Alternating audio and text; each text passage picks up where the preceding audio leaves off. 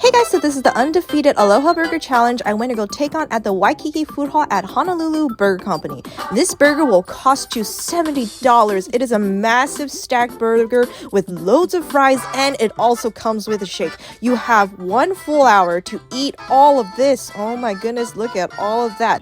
If you do complete it all, you do get the meal for free, a sweet t-shirt, and of course, most importantly, eternal glory. So yeah, this was Undefeated, and a whole lot of people came out to watch me do this. Huge shout out to everybody. The burger was delicious. The fries were a little bit dry though, but it's okay because there was plenty of gravy around the burger that I used to kind of like soak up the fries. I was able to complete this challenge within, I believe, 22-ish minutes. I got the meal for free and a sweet t-shirt, and of course I'm the first one to finish it, so super awesome for that.